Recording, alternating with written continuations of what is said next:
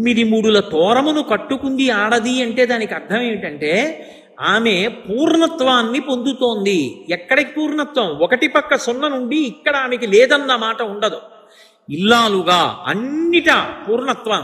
ఇంట్లో లేదన్న మాట లేకుండా సంతోషంగా ఇంట లక్ష్మి చరించినట్టే ఆ స్థితిని పొందుతుంది. ఆ తోరాన్ని కట్టుకుని ప్రదక్షిణం చేస్తారు. అమ్మవారి మూర్తిని అందుకే ఒక గోడ దగ్గరకి పెట్టారు వరలక్ష్మీ వ్రతం చేసేటప్పుడు. ఎందుకు పెట్టారంటే వరలక్ష్మీ వ్రతం ఎంత గొప్పదో వరలక్ష్మీ వ్రతమనందు ప్రదక్షిణం అంత ముఖ్యం. ప్రదక్షిణం చేయాలంటే మీరు గోడ దగ్గర పెట్టారనుకోండి, ఎలా చేస్తారు? మీరు చేయలేరు. ప్రదక్షిణం చెయ్యాలంటే ఒక గది మధ్యలోకి ఉంచాలి. ఉంచితే మీరు ప్రదక్షిణం చెయ్యగలరు. ప్రదక్షిణం అన్న మాటకు అర్థం ఏమిటి? దక్షిణం అంటే కుడి, వామ అంటే ఎడమ. ప్రదక్షిణం. దోషం అంటే చీకటి. దోషం అంటే ఏదో తప్పు అని కాదు. దోషము అంటే చీకటి అని సంస్కృతంలో. ప్రదోషం అంటే చీకటి పడడానికి ముందున్న కాలము ప్రదోషం. అలాగే ప్రదక్షిణం అంటే దక్షిణం అంటే కుడి. ప్రదక్షిణం ఎప్పుడూ కుడివైపుకు ఉంచి తిరుగుట.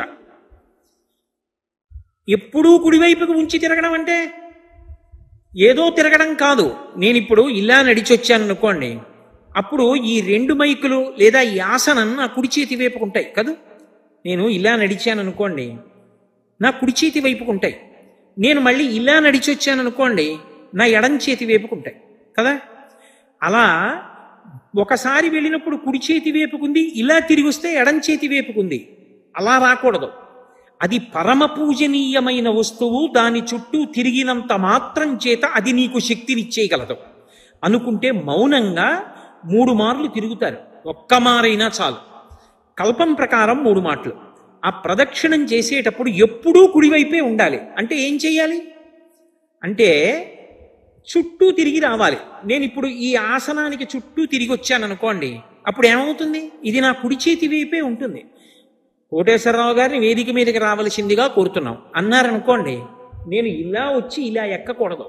ఇలా ఎక్కాను అనుకోండి ఆసనంలో కూర్చోవడానికి, ఈ ఆసనం నాకు ఎడం వైపుకి వస్తున్నప్పుడు, ఎక్కుతున్నప్పుడు. అంటే ఎడం వైపుకి ఈ ఆసనాన్ని ఉంచాను అంటే ఇది పరమ పవిత్ర స్థలం. ఇక్కడ కూర్చునే నేను శ్రావణమాస వైశిష్ట్యం చెప్తున్నాను. కాబట్టి ఈ ఆసనానికి ఓ పవిత్రత ఉంటుంది. దీంట్లో మీరు ఎవరెందుకు కూర్చోలేదు? ఇది ఆయన కూర్చుని ఇందులోంచి మంచి మాటలు చెప్తాడని. దీనికి నేను గౌరవం ఇచ్చి కూర్చోవాలి. కూర్చోవాలంటే ఇలా ఎక్కకూడదు. నేను ఇలా తిరిగి వచ్చి ఇటువైపు నుంచి ఎక్కి కూర్చోవాలి. అంటే అప్పుడు ఇది కుడి చేతి వైపు ఉంటుంది నాకు. అంటే అసలు దీనిక గౌరవం ఇవ్వని నాడు నేను ఇందులో కూర్చుని గౌరవప్రదమైన విషయం చెప్పడానికి అర్హత లేనివాడు. ప్రదక్షిణం అంటే కుడి చేతి వైపు నుంచి గుండ్రంగా తిరుగుతారు. దాని చుట్టూ తిరుగుతున్నాను అనుకోండి. ఇప్పుడు ఈ ఆసనం చుట్టూ తిరిగాను అనుకోండి, నేను ఇలాగా కుడి చేతి వైపే ఉంటుంది నేను తిరుగుతున్నప్పుడు. కుడి చేతి వైపు ఉంచాను అన్న మాటకు అర్థం ఏమిటంటే అది పరమ పూజనీయమైనది అని గుర్తు.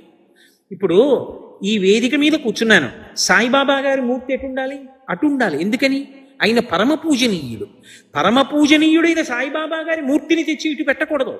ఎడం చేతి వైపుకుంటే అప్రధానుడవుతాడు, కుడి చేతి వైపుంటే ప్రధానుడవుతాడు. అందుకే పూజ చేసేటప్పుడు కానీ వ్రతం చేసేటప్పుడు కానీ ఏ పదార్థాన్ని ఎడం వైపు నుంచి తీయకూడదు. మీరు ఎడం చేతి వైపు నుంచి ఏదైనా ముట్టుకుని ఇలా తీశారనుకోండి, దూష్యమవుతుంది వెంటనే. అంటే అసలు పవిత్రత లేదు. వస్తువులన్నీ కుడివైపు ఉంచుకోవాలి. వ్రతం చేసేటప్పుడు అన్నీ కుడివైపు పెట్టుకుని కూర్చోవాలి. మీరు ఏది తీయండి కుడి చేతి వైపు నుంచే తీయాలి తప్ప ఎడం చేత్తో తీసి కుడి చేత్తో పట్టుకోకూడదు. కాబట్టి ప్రదక్షిణం. ఇప్పుడు అమ్మవారు మధ్యలో ఉంది, చుట్టూ తిరుగుతున్నారు గుండ్రంగా. తిరుగుతున్నప్పుడు ఆవిడ కుడి చేతి వైపుకుంది, కానీ తిరుగుతున్నప్పుడు పదఘట్టనము వినపడకూడదు. అంటే పాదముల యొక్క చప్పుడు గట్టిగా దమ్ దమ్ అని వినపడడం కానీ, కలశ కదలడం కానీ, కలశలోకి ప్రకంపన రావడం కానీ జరగకూడదు. అంటే బహుమెల్లగా నడవాలి. ఆ నడిచేటప్పుడు 2 చేతులు జోడించి అమ్మవారు సింహాసనంలో కూర్చుని ఉండగా ఆవిడ చుట్టూ నేను తిరుగుతున్నానన్న భావనతో తిరగాలి. 3 మార్లు తిరిగి పంచాంగ నమస్కారం చెయ్యాలి. ఆడవారికి సాష్టాంగ నమస్కారం లేదు, ఒక్క పురుషుడికే సాష్టాంగ నమస్కారం తప్ప ఆడవారికి సాష్టాంగ నమస్కారం ఏ కారణం చేత చేయకూడదు. ఒకవేళ చేశారనుకోండి, మీరు వ్రతం చేస్తుంటే మీరు ఎవరిని ఉద్దేశించి వ్రతం చేస్తున్నారో ఆ దేవత, మీరు దేవాలయంలో చేస్తే దైవము సిగ్గుతో తలంచుకుంటారు. ఎందుకో తెలుసా? ఆడదానికి మినహాయింపు ఇచ్చాడు పరమేశ్వరుడు. అసలు ఈ సృష్టి అంతా కూడా స్త్రీ యొక్క శరీరము కింద భాగంలోంచి ఎక్కడి నుంచి బయటికి వస్తోందో, బయటికి వచ్చినటువంటి ఈ సృష్టిలోని జీవులన్నీ స్త్రీ యొక్క శరీరము పైభాగంలో ఉన్నటువంటి ఏ స్తనముల వలన పోషింపబడుతున్నాయో ఆ రెండే సృష్టికి స్థితికి కారణాలు లేనినాడు ఈ జగత్తు లేదు. కాబట్టి అంత పరమ పవిత్రమైనటువంటి ఆ రెండు నా మ్రోల నువ్వు నమస్కరించేటప్పుడు భూమికి తగలవలసిన అవసరం లేదు, మినహాయింపు ఇస్తున్నాను, పంచాంగ నమస్కారం చాలు. అందుకే ఆడవాళ్ళు సాష్టాంగం చేయరు, నేల మీద పడరు. పంచాంగ నమస్కారం అంటే మీకు బాగా అర్థాలంటే కడుపు తగలకుండా అనుకోండి, గుండెలు తగలకుండా చేతులు కింద పెట్టి వంగి తల తాటించి నమస్కారం చేస్తారంతే. ఏమైంది చారుమతి వృత్తాంతంలో? ఆమె ప్రదక్షిణం చేస్తోంది. ప్రదక్షిణం చేస్తున్నప్పుడు ఒక మాట చెప్పారు. వాళ్ళకి ఆవిడ చేస్తోందని నమ్మి ఆవిడ లక్ష్మీదేవి నాకు ఇలా చెప్పిందంటే అత్తమామలు ప్రోత్సహించారు, భర్త ప్రోత్సహించాడు, నువ్వు అలాగే చెయ్యన్నాడు. ఆవిడ చెప్పిన మాట విని ఊళ్ళో వాళ్ళందరూ సంతోషించారు, వాళ్ళందరూ కూడా వచ్చారు వ్రతం చేసుకుంటాం. అందరూ కలిసి వ్రతం చేశారు. అందరూ కలిసి వ్రతం చేసి అమ్మవారికి ప్రదక్షిణ చేస్తున్నారు. ఏమొచ్చిందప్పుడు? వాళ్ళకి ఆభరణములు అమరై. మీరు బాగా చదువుతుంటారు, కథ వింటూ ఉంటారు. ఏదో మొదటి ప్రదక్షిణం చేసినప్పుడు కొన్ని ఆభరణాలు, రెండో ప్రదక్షిణం చేస్తే కొన్ని ఆభరణాలు, మూడో ప్రదక్షిణం చేస్తే కొన్ని ఆభరణాలు అమరై. ఎందుకవి? అందులో ఎన్ని తులాల బంగారం ఉందో చూసుకోవడానికే కాదు. ఆభరణములు అమరాయి అన్న మాటకు అర్థం ఏమిటో తెలుసా? ఆభరణము దేని కొరకు అంటే మూల విస్తువు యొక్క అందమును ఉద్దీపింపచేయుట. ఒక ఆభరణం పెట్టుకున్నారనుకోండి, అది ఎవరు పెట్టుకున్నారో వాళ్ళ యొక్క అందాన్ని పెంచుతుంది. ఇక్కడ బాహ్యంలో అందం పెంచడం ఒకెత్తు, ఆంతరమైన అందం పెరుగుతోంది. కాళ్ళకి మంజీరములు వచ్చాయి. కాళ్ళకి మంజీరములు వస్తే ఏమవుతుంది? ఆమె ఆ ఇంట లక్ష్మి, ఆమె నడిచి వెడుతోందనుకోండి, పాద మంజీరముల యొక్క ధనులు వినపడాలి. పరమమంగళ ధనులు అని లక్ష్మీదేవి ఇంట నడిచిన ధనులు కొన్ని వినపడతాయి. ఏమిటవి అంటే ఆడవారు పాదములకు పెట్టుకున్నటువంటి మంజీరముల యొక్క ధనులు. మొలకి వడ్డాణం పెట్టుకుంటారు. ఆ వడ్డాణం పురుషుడు పెట్టుకుంటే, అంటే పూర్వం మహారాజులు పెట్టుకునేవారు. మేఖల అని చెప్పి తమిళ దేశంలో ఒక పెద్ద గ్రంథం రాసింది ఒక ఆవిడ. మేఖల అంటే ఆడవారు పెట్టుకుంటే దానికి చిరుగంటలు ఉండాలి. కొణత్కాంచీదామాకరికలభ కుంభస్తననత పరిక్షీణ మధ్యే పరిణత శరచంద్రవదన అని వర్ణిస్తారు శంకరాచార్యులు వారి సౌందర్యలహరిలో. చిరుగంటలతో ఉండాలి వడ్డాణం. తప్ప అసలు ఏమీ లేకుండా పెట్టుకుంటే అది బెల్ట్ అంట. అని మగవాళ్ళు పెట్టుకుంటారు బెల్ట్, పంచె జారిపోకుండా పైన పెట్టుకుంటారు. తప్ప ఆడవారు బెల్ట్ కాదు పెట్టుకునేది, వడ్డాణం పెట్టుకుంటారు. వడ్డాణం అంటే కేవలం నడుములతో పెట్టుకునేది కాదు, చిరుగంటలతో కూడుకుని ఉంటుంది. అమ్మవారు నడిచి వెళ్ళిపోతుంటే అన్ని ధనులు వినపడతాయి. ఆవిడ పాద మంజీరముల ధనులు వినపడతాయి. ఆవిడ చేతుల గాజుల సవ్వడలు వినపడతాయి. ఆవిడ మంగళసూత్రముల యొక్క శతమానములు ఇతర ఆభరణములతో ఉరుసుకున్న ధ్వనులు పడతాయి. ఆవిడ చిరునవ్వు నవ్వుతూ వెడుతున్నప్పుడు ఆవిడ తాంబూలపు సువాసనలు వస్తాయి. అందుకే మరాళి మందగమన. ఆవిడ మెల్లగా నడిచి వెడుతుంటే పరమహంసలైనటువంటి వారు అమ్మవారిని ఉపాసన చేస్తుంటే ఆవిడ నడిచి వెడుతున్నప్పుడు ఆవిడ పాదములకు పెట్టుకున్న మంజీర ధ్వనులు కూడా వినపడతాయి. ఆడవారి పాదములకు పెట్టుకునేటటువంటి మంజీరములు లక్ష్మీత్వమునకు, లక్ష్మీదేవి యొక్క తత్వమునకు ప్రతీక. ఆమె లక్ష్మిగా ఇంట నడుస్తోంది అంటే ఆ ఇంట లోటు లేదు. ఆమె భర్తకి ఆయుర్దాయమునకు లోటు లేదు. ఆ ఇల్లు సర్వసౌభాగ్యాలతో విలసిల్లుతుంది. ఇది కదా శివుడు చెప్పాడు, సర్వసంపత్కరం శీఘ్రం పుత్ర పౌత్ర ప్రవర్ధనం వ్రతానాముత్తమం నామ సర్వ సౌభాగ్యదాయకం అని కదూ పరమశివుడు చెప్పింది. అపారమైన సౌభాగ్యం ఇస్తుంది, పుత్రపౌత్రాదులను వృద్ధి చేస్తుంది, ఐశ్వర్యాన్ని ఇస్తుంది. ఒక ఆడది ఒక కుటుంబాన్నంతటినీ ఎలా వృద్ధిలోకి తీసుకురాగలదో చెప్పగలిగిన వ్రతం. పురుషుణ్ణి కూడా ఆయుర్దాయంలో నిలబెట్టి బతికుండేటట్టు చేయించగలిగినటువంటి వ్రతం. ఆడది ఎంత శక్తివంతమైన ఉపాసన ఏడాదికొక్క రోజు చేసినా ఇల్లు నిలబెట్టగలదో నిరూపించగలిగినటువంటి వ్రతం వరలక్ష్మీ వ్రతం. అటువంటి వ్రతం చేస్తే వాళ్ళకి ఆభరణములు అమరాయి.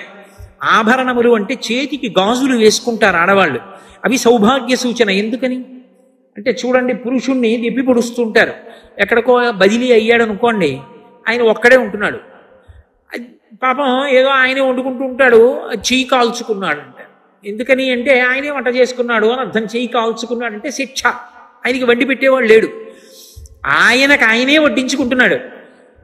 ఏ ఇంటికి వెళ్ళాలండి, 10 రోజులు అయిపోయింది, వచ్చే శనివారాలు సెలవు పెడదాం, సోమవారం కూడాను అన్నాడు అనుకోండి, ఓ గాజుల చేతి భోజనం మీదకి మనసు పోయింది ఏమిటోయ్ అంటారు.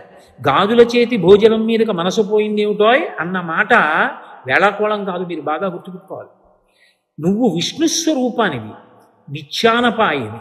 తన కోసం వండుకు తినడంలో ఎంత బాధపడుతోందో, ఆ వండి నీకు పెట్టాలని నీ భార్య ఎంత తాపత్రయపడుతోందో అది నీ అదృష్టం జీవితంలో. ఆమె వడ్డిస్తుంటే ఆమె గాజులు గల్లుమంటుండగా అన్నం పెడితే నువ్వు తినగలిగితే, ఆమె అలా భర్తకి పెట్టుకోగలిగితే ఆవిడ మహానైవేద్యం పెట్టుకుంది. నువ్వు నీ ఇంట లక్ష్మి చేతి అన్నాన్ని నువ్వు తింటున్నావు, అది నీకు ఆయుర్వర్ధనం. ఆ అన్నం పెట్టే శక్తి ఆవిడికి మిగులుతుంది, తినే అదృష్టం నీకు మిగులుతుంది. అందుకు తూర్పు దిక్కుకు తిరిగి వంట చేస్తారు. ఎందుచేత అంటే ఇంటి యజమాని యొక్క ఆయుర్దాయం బాగుండాలి అని. కాబట్టి ఆభరణములు అమరాయి అన్న మాటకి అర్థం బాహ్యంలో అందగించింది, ఆంతరమునందు ఆవిడ పెట్టుకున్న ఆభరణముల చేత ఆ ఇంట అందరూ సంతోషంగా ఉన్నారు అనడానికి అది ప్రతీక. ఆవిడికి బాహ్యమునందు కనబడ్డాయి. ఎందుకని లోకమునకంతటికీ కూడా అది ఆదర్శము కావాలి కాబట్టి. నమ్మి నువ్వు ఇప్పుడు ఆ వ్రతం చేసావు, నీకేం వస్తుంది? అదే వస్తుంది. ఇప్పుడు చమత్కారం ఏమిటంటే ఆ వ్రతంలో ఇన్ని చేశావు, తన కోసం ఏమైనా ఉందా? ఇవన్నీ భర్త కోసం, అత్తమామల కోసం, బిడ్డల కోసం, పుట్టింటి వారి కోసం. మరి నీ కోసం నాకేం కావాలండి? అవన్నీ వాళ్ళందరూ బాగుంటే నేను బాగుంటాను అంతే, నాకేం అక్కర్లేదు. ఇది ఆడదాని గొప్పతనం. అందుకే ఇలాంటి వ్రతాన్ని మొగాడికి ఇవ్వాలి, ఆడదానికి ఇచ్చారు. అంత ఉదార హృదయం, అంత విశాల హృదయంతో నాకేం కావాలి, ఆయన బాగుండడం కన్నా, నాకేం కావాలి మా అత్తమామలు బాగుండడం కన్నా, నాకేం కావాలి నా బావమరుదులు బాగుండడం కన్నా, నాకేం కావాలి మా పుట్టింటి వారు బాగుండడం కన్నా అనగలిగిన విశాల హృదయం ఆడదానికే ఉంది లోకంలో. అందుకే వరలక్ష్మీ వ్రతం గురించి అడిగేటప్పుడు పార్వతీదేవి అంత జాగ్రత్తగా అడిగింది. ఇది ఎవరి కోసం అడుగుతున్నానంటే, నాథా, ఏ వ్రతం, యద్వ్రతం పావనం స్త్రీణాం, స్త్రీలు చేస్తే పరమపావనమై వాళ్ళ యొక్క అభ్యున్నతికి కారణమవుతుందో అటువంటి వ్రతాన్ని నాకు ఉపదేశం చెయ్యండి అంది. అప్పుడు దీన్ని చెప్పారు. ఈ వ్రతానికి పరిసమాప్తి ఎక్కడో తెలుసా? 2 రకములైనటువంటి దానం చేస్తారు. ఇంకొక సువాసిని పిలుస్తారు. పిలిచి ఆవిడికి ఏదో పసుపు రాసి పారాణి పెట్టి బొట్టు పెట్టి ఆవిడకి సువాసిని సంబంధమైనటువంటి వస్తువులు కొన్ని ఉంటాయి. గాజులు, పసుపు, కుంకం. అసలు 8 సువాసిని వస్తువులని భాస్కర్ రాయలు వారు లలితా సహస్రనామ స్తోత్ర భాష్యంలో చెప్పారు. అలాంటి రోజున అలాంటి వస్తువులు ఇవ్వాలి. అసలు అనుములు, తాటాకు, ఆ తర్వాత విరిగిపోయినటువంటి ఆవు పాలు, ఇలాంటివి 8 వస్తువులు ఉన్నాయి. ఆ 8 వస్తువుల్ని కూడా తీసుకొచ్చి ఒక సంచిలో వేసి బహుమానం చేస్తారు. అలా బహుమానం చేస్తే సౌభాగ్య వస్తు ప్రదానం చేసినట్టు, దాని చేత సౌభాగ్యం నిలబడుతుంది. కాబట్టి ఆడవారికి ఇచ్చినప్పుడు ఒక మాట చెప్తారు, ఇందిరా ప్రతిగృహాతు ఇందిరా వై దదాతి చ. ఎవరిస్తున్నారు? లక్ష్మీదేవి ఇస్తోంది. నా ఇంట నా భార్య వ్రతం చేసిస్తే ఎవరు నా భార్య? నా ఇంట లక్ష్మి ఆమెయే. కాబట్టి లక్ష్మి ఇస్తోంది. లక్ష్మి ఎవరికి ఇస్తోంది? లక్ష్మికే ఇస్తోంది. ఆమె ఎవరు? ఆమె లక్ష్మి. నా పక్కింటి వారి భార్య లక్ష్మి, నా ఇంట్లో నా భార్య లక్ష్మి. ఎవరికి ఇస్తున్నారు? లక్ష్మి లక్ష్మికి ఇస్తోంది. ఇందిరా ప్రతిగృహాతు ఇందిరా వై దదాతి చ. లక్ష్మి లక్ష్మికి ఇస్తోంది. ఎంత అపురూపం! లక్ష్మి లక్ష్మికి ఇస్తే లక్ష్మి పుచ్చుకుంటాం. నేను అద్దం దగ్గరికి వెళ్ళి నించుని బొట్టు సరిగ్గానే పెట్టుకున్నానా అని చూసుకున్నాను, అంత గుండ్రంగా రాలేదు అనిపించింది. ఇప్పుడు ప్రతిబింబానికి దిద్దుతానా, బింబానికి దిద్దుతానా?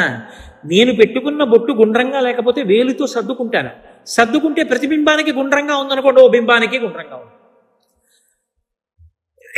బింబ ప్రతిబింబముల మధ్య భేదము లేనట్టే ఈమె లక్ష్మి, ఆమె లక్ష్మి, ఇద్దరూ లక్ష్ములే. ఈమె లక్ష్మిగా ఉండి నా శాంతికి కారణం, ఆమె లక్ష్మిగా ఉండి నా అభ్యున్నతికి కారణం. ఎలా అంటే, నేను ఇలా వీధిలోకి వచ్చాను, ఎదురింటి ఇల్లాలు బయటికి వచ్చింది. నేను వెంటనే ఆవిడ పాదాల వంక ఒకసారి చూసి మనసులో ఒక నమస్కారం చేసుకుని చెప్పులు వేసుకెళ్ళిపోయాను. ఏదో ఇలా అనలేదు, ఇలా ఒక్కసారి పాదాల వంక చూసి ఇలా కళ్ళు మూసుకుని చెప్పులు వేసుకెళ్ళిపోయాను. నా తల్లి లక్ష్మి. ఎందుకంటే ఆవిడ గృహలక్ష్మి, గృహే గృహే. ఆవిడ ఎక్కడెక్కడ ఎలా ఉంటుందో ఇంద్రుడికి చూపించింది. కైలాసే పార్వతీత్వం చ క్షీరోధే సింధుకన్యక స్వర్గే చ సర్గలక్ష్మిస్త్వం మర్చలక్ష్మిశ్చ భూతలే వైకుంఠే చ మహాలక్ష్మీ దేవదేవీ సరస్వతి గంగా చ తులసీత్వం చ సావిత్రి బ్రహ్మలోకగా కృష్ణ ప్రాణాధిదేవి త్వంగోలోకే రాధికా స్వయం రాసే రాసేశ్వరీ త్వంచ బృందావనే. ఆవిడ ఎక్కడెక్కడ ఏ లోకంలో ఏ పేరుతో ఉంటుందో చెప్పి రాజ్యలక్ష్మి రాజగేహే గృహలక్ష్మి గృహే గృహే. మహారాజు గారి దగ్గర అయితే రాజ్యలక్ష్మి, ప్రతి ఇంట్లో గృహలక్ష్మి. కాబట్టి ఇప్పుడు నా ఎదురింటి అయిన భార్య ఎవరు? లక్ష్మి. నేను పూజ చేసి బయటికి ఎడుతుంటే లక్ష్మీదేవే నాకు కనపడింది, చూడరా నా పాదాలని. ఆవిడ పాదాల వంక చూసి నమస్కారం చేసి వెళ్ళిపోయాను అనుకోండి, ఆ నమస్కారం లక్ష్మీదేవికే ఉంది. నా భార్య విషయంలో నమస్కారం ఉండదు, చిన్నది, నమస్కారం చేయకూడదు. కానీ ఆమె నా ఇంటి లక్ష్మి, నా సమస్త అభ్యున్నతులకు కారణం ఆమెయే. అందుకే వేదంలో ఒక మాట ఉంది, అసలు ఇంటికి ఆస్తికంతటికి యజమానురాలు ఎవరో తెలుసా? వేదంలో భార్య, భర్త కాడు. ఆస్తికంతటికి యజమానురాలు భార్యయే. మంగళసూత్రం కట్టగానే అంతా ఆవిడిదే అవుతుంది. నేను డబ్బులు పెట్టి గోదానం చేశాను అనుకోండి, సగం ఆవిడికి ఎందుకు ఎడుతుందో తెలుసా? ఆవిడ డబ్బుల్లోంచి గోవుని గురి దానం చేసినందుకు సగం నాకు, డబ్బు ఆవిడిది కాబట్టి సగం ఆవిడికి. అంతకుముందు నేనే సంపాదించింది అయినా కూడా, ఇప్పుడే నేను సంపాదిస్తున్నది అయినా కూడా. ఎందుకంటే సహజంగా ఆవిడ ఇంటికి యజమానురాలు. నేను అబద్ధం చెప్పాను అనుకుంటే మీరు వివాహ ప్రకరణానికి సంబంధించి వేద వ్యాఖ్యానాలు చూడండి. అంత పెద్ద స్థానం ఇచ్చి గౌరవించి వేరొక ఇల్లాలికి వేరొక సువాసినికి దానం చేస్తారు. దాంతో ఒక స్థాయిలో పూర్తవుతుంది. అసలు వరలక్ష్మీ వ్రతం అంతా ఎప్పుడు పూర్తవుతుంది అంటే ఒక మాట చెప్పారు, అది పూర్తి అయింది అని ఎప్పుడు పిలవాలంటే వృద్ధుడైనటువంటి ఒక బ్రాహ్మణుణ్ణి పిలవాలి. గంధాధిబిరలంకృత్వా సుశీలం వృద్ధభూసరం భూసురం. సుశీలం, మంచి నడవడ కలిగినటువంటి వృద్ధుడైనటువంటి భూసురుడు. వృద్ధుడైన భూసురుడు అన్న మాటకి రెండు అర్థాలు ఉంటాయి. వృద్ధుడైన బ్రాహ్మణుడు అంటే శరీరమునందు వయసు చేత వృద్ధుడైన వాడు ఒక అర్థం. ఆయన వయసుతో నీకు సంబంధం లేదు, ఆయన జ్ఞానము చేత వృద్ధుడైనటువంటి వాడు. పిలిచి కూర్చోపెట్టి గంధాధిబిరలంకృత్వా, చందనాన్ని తీయాలి. మన ఇంట సానా గంధపు చెక్క ఉండాలి. ఎందుకంటే ఏది పడితే అది చర్మానికి రాస్తే పొక్కుతుంది. చందనానికి ఆ ఇబ్బంది ఉండదు. నిజంగా తీసిన చందనం చల్లగా ఉంటుంది. చందనాన్ని అలంకారం చేస్తే వెంటనే అతిథి రూపంలో ఉన్నటువంటి విష్ణువు ప్రీతి చెందుతాడు. అది విష్ణువుకి సమర్పణం అయిపోతుంది. అందుకే ఎవరింటికన్నా భోజనానికి వెడితే ఇంట ఏం చేస్తారంటే భోజనం అవ్వగానే చందన పాత్ర తీసుకొచ్చి అక్కడ పెడతారు. వాళ్ళు అలంకారం చేయరు, అక్కడ పెడతారు. పెడితే ఏం చేస్తారంటే చందనం తీసి చేయి కడుక్కుని కాళ్ళు కడుక్కుని వచ్చిన తరువాత ఆ చందన పాత్రలోంచి కొంచెం చందనం తీసి తల ఇలా పెట్టుకుంటారు. చందనం పెట్టేసుకున్నాడు అంటే భోజనం అయిపోయింది అని గుర్తు. చందనం పెట్టుకోవడానికి చందనం ఇస్తే ఆయన చందనాలంకృతుడైతే విష్ణువు చందనము చేత అలంకృతుడైపోతాడు. అది విష్ణు ప్రీతికి కారణమైపోతుంది. అందుకని ఇంట ఎవరైనా వస్తే వారికి పెట్టిన భోజనం దేనితో పూర్తవుతుంది అంటే చందనం ఇవ్వడంతో పూర్తవుతుంది. అందుకే మీరు ఎప్పుడైనా చూడండి, ఇంటికి ఎవరినైనా పిలిచారనుకోండి, మేము మీకు అన్నం పెడతామండి, మీరు అన్నం లేని వాళ్ళు కదండి, మా ఇంట్లో బూట్లు వేసుకుని తెల్లబట్టలు వేసుకుని కొంతమంది నించుంటారు, మీరు కంచం పెట్టుకుని అడుక్కు తినే వాళ్ళల్లా ఒక్కొక్కడి దగ్గరికి వెడితే ఓడు పప్పు, ఓడు కూర, ఓడు పచ్చడి వేస్తాడు. విందు 12 నుంచి 2:10కి వస్తే అన్నం ఉండదు. అలా ఉండవు శుభలేఖలు. శుభలేఖలు భోజనం పెట్టడం అంటే కూర్చోబెట్టి వడ్డన చేస్తారు. మేము అన్నం పెడతామండి అనరు. విందు ఇంకోటి అలా రాయరు. దేవతార్చన అంటారు. అప్పుడు ఏమిస్తావు? అన్నం, అన్నంలోకి పప్పు, లేకపోతే ఫలానా చోటు నుంచి కాజాలు తేబడును, ఇలా ఉండవు. అందులో మదర్పిత చందన తాంబూలాది సత్కారములను గ్రహించి ఈ రెండే రాస్తారు. ఎందుకో తెలుసా? వచ్చిన వాడిని నువ్వు పరిపూర్ణంగా సత్కరించేశావని గుర్తు ఏమిటంటే గౌరవించావని గుర్తు తాంబూలం ఇస్తారు. తాంబూలం అంటే డబ్బులని కాదు నా ఉద్దేశం. తమలపాకులు, వక్కలు, పళ్ళు పెట్టి ఇస్తే ఇంటికి వచ్చిన వాడిని పరిపూర్ణంగా గౌరవించినట్టు. అందుకే విరాట పర్వంలో కూడా ఉత్తరతో తాంబూలం ఇప్పిస్తాడు విరాట్ రాజు గారు అర్జునుడికి. గురువు గౌరవనీయుడు అని. కాబట్టి చందన, నీకు గంధం రాస్తాను. ఎప్పుడు రాస్తావు? లోపలికి ఎడుతున్నప్పుడు పువ్వులు ఇవ్వడం, లేకపోతే నీళ్లు చల్లడం, ఆ వచ్చిన వాళ్ళందరి మీద ఒళ్ళు తెరిచిపోయేటట్టుగా రాయడం, లేకపోతే సెంటెట్టుకొచ్చి వాడికి పరిచయం పడుతుందేమో చూడకుండా కొట్టేయడం, అవి కాదు అలంకారాలంటే. ఆయన కడుపు నిండా భోజనం చేసి అందరి దగ్గర బ్రేవ్ బ్రేవ్ అన్న శబ్దాలు వినపడాలి. అలా తిని వాళ్ళు లేచి కాళ్ళు కడుక్కుని వెడుతుంటే వాళ్ళకి చందనాలంకారం చేస్తారు, అంటే చందనం రాస్తారు వాళ్ళకి. అలా చందన తాంబూలాది సత్కారములను గ్రహించి, అందుకని వ్రతం ఎప్పుడు పూర్తవుతుంది అంటే చందనాభిలలంకృత్వా, ఆ చందనము మొదలైనటువంటి వాటితో సుశీలం వృద్ధభూసురం, వృద్ధుడైనటువంటి బ్రాహ్మణుణ్ణి తీసుకొచ్చి కూర్చోపెట్టి, అమంత్రకం అంటే మంత్రం చెప్పక్కర్లేదు, కాస్త చందనం తీసి ఆయనకి రాసి, కాసిన అక్షతలు తీసి ఆయన పాదాల మీద వేసి, కాసిన పువ్వులు తీసి ఆయన పాదాల మీద వేసి, పుష్పహారం వెయ్యరు. పరపురుషుడు మెడలో స్త్రీ హారం వేయకూడదు, ఒక్క భర్త మెడలోనే వేస్తుంది. అందుకని పుష్పములు పాదముల మీద వేసి, అప్పుడు ఏం చెయ్యాలి అన్నది కూడా శాస్త్రం చెప్పింది. ఏం చెయ్యాలి అంటే తస్యాం, అప్పుడు దత్వా చవాయనం ద్వాదశాపూప సంయుతం. అపూపము అంటే పిండి వంట. వండిన అన్నం కానీ, వండిన కూరలు కానీ, వండని పళ్ళు కాయలు కానీ ఇవ్వకూడదు. వండినటువంటి పిండి వంటలు 12 ఇవ్వాలి. 12 అంటే 12 రకాల పిండి వంటలు చేయించావు, మంచిదే. 12 రకాలు చేయించలేదు, 12 ఉండ్రాళ్ళు పెట్టు. 12 అంకెకి తగ్గకూడదు. 12 అంకె ఎందుకు అంటే 12 నెలలకి సంకేతం. 12 నెలలలోనూ నువ్వు దానాలు చేసినట్టే, బ్రాహ్మణ పూజ చేసినట్టే. ద్వాదశాపూప సంయుతం, అవి పిండి వంటలై ఉండాలి. ఆ పిండి వంటలు 12 వాయనంగా పెట్టి, సుశీలం వృద్ధభూసురం, ఆ బ్రాహ్మణుడికిచ్చి, ఆయన దగ్గర ఇందిరా ప్రతిగృహాతు ఇందిరా వైదదాతిచ ఉండదు. ఆయన విష్ణుస్వరూపంగా భావన చేసి నీకు అనడం వస్తే, విష్ణుస్వరూపాయ బ్రాహ్మణాయ తుభ్యం నమః. నీకు అనడం రాకపోతే వంగి 2 చేతులు ఇలా పెట్టకు, ఈ చెయ్యి మీద ఈ చెయ్యి వెయ్యాలి. ఎందుచేత అంటే ఆయన ఇలా నిలబడ్డాడు అనుకోండి, ఆయన ఇలా నిలబడినప్పుడు ఆయన కుడి పాదం ఇటు ఉంటుంది, ఆయన ఎడం పాదం ఇటు ఉంటుంది. నేను ఇలా పెట్టాను అనుకోండి, ఎడం పాదం మీద కుడి చెయ్యి, కుడి పాదం మీద ఎడం చెయ్యి పెట్టినట్టు అవుతుంది, అప్పుడు దోషం వస్తుంది. నేను కుడి చెయ్యి ఎడం చెయ్యి మీద పెట్టి పాదములను ఎప్పుడూ ముట్టుకోకూడదు. ఎవరికైనా పెద్దలకి నమస్కారం చేసేటప్పుడు వాళ్ళ పాదాలు ఏ కారణం చేత ముట్టుకోవడానికి వీల్లేదు, స్పృశించకూడదు. అది ఒక్క మంత్రోపదేశం చేసినటువంటి గురువుగారు అనుగ్రహిస్తే అప్పుడు ఒక్కసారి గురువుగారి పాదాల మీద తలపెట్టి నమస్కరిస్తారు. మిగిలిన సమయాలలో పెద్దలు నమస్కరిద్దాం అనుకుంటే వారు నిలబడిన చోట భూమిని ముట్టుకోవాలి. ఇలా 2 చేతులతో ముట్టుకుని నమస్కారం చెయ్యాలి తప్ప వాళ్ళ పాదాలు ముట్టుకోవడం దోషభూయిష్టం, తప్పు. అలా ఎప్పుడు చేయకూడదు, అసలు అలా ముట్టుకోకూడదు. కాబట్టి అలా నమస్కారం చేసి ఆయన అక్షతలు వేస్తాడు. అది చెప్పక్కర్లేదు కదా కథలో. ఆయన అక్షతలు వేసి ఆశీర్వచనం చేస్తాడమ్మా, దీర్ఘ సుమంగళీ భవ, పుత్రపౌత్రాభివృద్ధిరస్తు అంటాడు.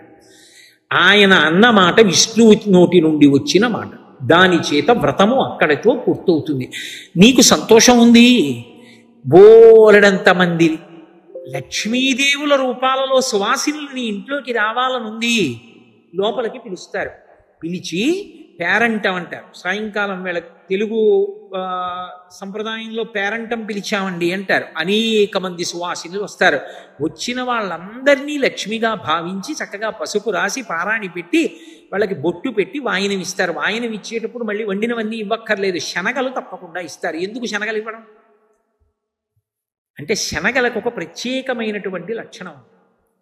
శనగ కానీ ఎవరికైనా ఇచ్చినా, శనగని దారంతో గుచ్చి దండ చేసినా అది ఎవరికి వెయ్యాలి అంటే పెద్ద స్థాయిలో ఉండేటటువంటి పరమ గురువులైనటువంటి వారి మెళ్ళో వేస్తారు ఆ హారాలు. ఇప్పటికీ ఢిల్లీలో ఒక దేవాలయం ఉంది, దాన్ని మలయ మందిర్ అని పిలుస్తారు. ఢిల్లీకి నడిబొడ్డులో ఒక చిన్న కొండ మీద ఉంటుంది సుబ్రహ్మణ్య దేవాలయం, పరమాద్భుతమైన దేవాలయం. ఆ దేవాలయం లోపలికి వెడుతుంటే ఎడంచేతి పక్కన పూలు పళ్ళు అమ్మే కొట్లు ఉంటాయి. అక్కడ శనగలు మాలలు కట్టి మేకుకు పెట్టి ఉంటాయి. ఆ శనగల మాల ఇవ్వండి, ఒకటి అన్నారనుకోండి ఇవ్వడు. ఎందుకు అంటాడు. మా అబ్బాయి తింటాడు అన్నారనుకోండి నేను ఇవ్వనంటాడు. నేను వేసుకుంటాను ఇవ్వడు. ఇదిగో నాతో ఒక ఆయన వచ్చారు పరమ పూజనీయుడు, ఆయనకి వేస్తాను ఇవ్వడు. అవి ఎవరికి ఇస్తారో తెలుసా? శంకర భగవత్పాదుల మెడలో వేయడానికి ఇస్తారు. పరమ గురువులైనటువంటి వారి మెడలో అంకురములు వస్తున్నటువంటి శనగలు మాల కట్టి వేస్తారు. అది పరమ గౌరవం అలా వేయడం. యాలుకలు మాలలు వేస్తారు. ఇప్పటికీ కంచికామకోటిపీఠ సంప్రదాయంలో యాలుకల మాలలు వేస్తుంటారు, సుగంధ ద్రవ్య మాలలు. శనగ కానీ ఇచ్చినట్టయితే అంకుర స్వరూపంగా ఉండి అమ్మవారి యొక్క పరిపూర్ణ అనుగ్రహమునకది హేతు. అందుకని శనగలు నానపోసిస్తారు తప్ప ఎండిపోయిన శనగలు ఇవ్వరు. తడిసిపోయిన శనగలు ఇచ్చారు అంటే లోపల అంకురం ప్రారంభమైపోతుంది. ఆవిడ తీసుకెళ్ళి ఇంట్లో పెట్టుకుందనుకోండి, తెల్లవారేటప్పటికి అంకురాలు వచ్చేస్తాయి. అలా అంకురం వచ్చిన శనగలు వెళ్ళాయి అంటే, స్త్రీ పుచ్చుకుంది సువాసిని అంటే సాక్షాత్తు లక్ష్మి పుచ్చుకుందంటే అపారమైన ఐశ్వర్యమునకు అది హేతు. కాబట్టి శ్రావణమాసం అంతా లక్ష్మీతత్వం విశేషంగా ప్రకాశిస్తుంది. చిన్న చిన్న పనుల చేత లక్ష్మీదేవి యొక్క అనుగ్రహము పరిపూర్ణముగా కలిగేటటువంటి కాలం. కాబట్టి శనగలు తీసుకొచ్చి ఏదో అరటిపళ్ళు, కమలపాకులు, పోక చెక్కలు ఇవన్నీ పెట్టి ఒక్కలు పెట్టి తాంబూలంతో కలిపి వచ్చినటువంటి సువాసినులందరికీ ఇస్తారు. ఇల్లంతా మంచి శోభస్కరంగా రోజంతా కూడా లక్ష్మీప్రదంగా గడుస్తుంది. ఇది వరలక్ష్మీ వ్రతము యొక్క కల్పము అని లక్ష్మీదేవి చెప్పిందని పార్వతీదేవికి పరమేశ్వరుడు చెప్తే, శౌనకాది మహర్షులకు సూతుడు చెప్తే, వ్రతం చేసేటప్పుడు బ్రహ్మస్థానంలో ఉన్న బ్రాహ్మణుడు చెప్తే, వచ్చే ఏడాది బాగా చేసుకోవడానికి మీకు నేను చెప్పాను. కాబట్టి వ్రతాన్ని చేసేటప్పుడు ఎప్పుడూ కూడా ముందుగా అధ్యవసాయ బుద్ధితో పరిశీలనం చేసి పరమ సంతోషంతో ప్రహృష్టమైనటువంటి హృదయంతో చేసుకోవాలి. వారు వీరు చెప్పిన మాట కాదు, సాక్షాత్తు శంకరుడు చెప్పాడు ఇంత గొప్ప వ్రతం పార్వతీ అని. కాబట్టి అటువంటి వ్రతాన్ని జన్మహక్కు కాబట్టి సువాసినులకి పరమ సంతోషంగా, మన దగ్గర ఎంత లేదన్న దానితో సంబంధం లేదు, ఉన్నదానితో మనసు రమించడం ప్రధానం. ఇందాక మీకు నేను చెప్పే కదా ఉపచారాలు, అటువంటి ఉపచారములతో పరమ సంతోషంగా ఆ వ్రతాన్ని చేసుకుంటారు. అలాగే ఈ శ్రావణ మాసంలో చేసేటటువంటి వ్రతాలలో పరమోత్కృష్టమైనటువంటి ఒక పూజ ఉంటుంది, ఆషాదశమి అంటారు. ఈ శుక్లపక్షంలో నిన్నను ఏకాదశి, ఇవాళ ద్వాదశి. ఏకాదశికి ముందు దశమి తిథి ఉంది. దశమి తిథికి ఒక్కదానికే సంవత్సరం మొత్తం మీద ఒక్క శ్రావణ మాసంలో వచ్చేటటువంటి శుక్లపక్ష దశమికి ఆషాదశమి అని పేరు. ఆశ అంటే ఏమిటి? కోరిక కాదు. కోరిక ఆశ ఎప్పుడవుతుంది అంటే, వాడికి ఆశలావు పీక సన్నం అంటారు. అంటే అంత స్థితి లేదు, కానీ కోరిక. అంత స్థితి లేకుండా కోరిక కోరచ్చా అసలు? అంటే అది పరమధార్మికమైతే కోరడంలో తప్పు లేదు. అది ఎంతో పేద కుటుంబం అయి ఉండొచ్చు. మా ఇంట్లో మేము వృద్ధిలోకి వచ్చి ప్రతి నైమిత్తిక తిథికి చక్కగా ఇంట్లో బ్రహ్మాండంగా నోములు వ్రతాలు చేసుకుని ఓహో పేరంటాలు చేసి బ్రాహ్మణుల్ని పిలిచి భోజనాలు పెట్టి దీనులకందరికీ దానాలు చేసి గోదానాలు చేసి వేద పాఠశాలలు పెట్టి వేదం వృద్ధిలోకి వచ్చేటట్టు చేసి, అబ్బా మా ఇల్లు అంత వృద్ధిలోకి ఎప్పుడు వస్తుందో, మాకెప్పుడంత ఆర్థిక పరిపుష్టి కలుగుతుందో అనుకున్నాను అనుకోండి. ఇప్పుడు ఆయన ఒంటిపూటే భోజనం చేస్తున్నాడు, కానీ ఇప్పుడు అది ఆశ, కానీ మంచి కోరిక కదా.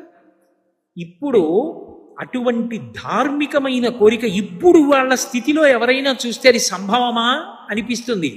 కానీ అటువంటి ధార్మికమైనదై అంత గొప్ప కోరిక అయితే అది తీరడానికి కావలసినటువంటి శక్తి బాగా ఉద్భుతమై అంత పుణ్యాన్ని కట్టబెట్టి, మరి అంత పుణ్యం ఉంటే కదా అంత వైభవం వస్తుంది.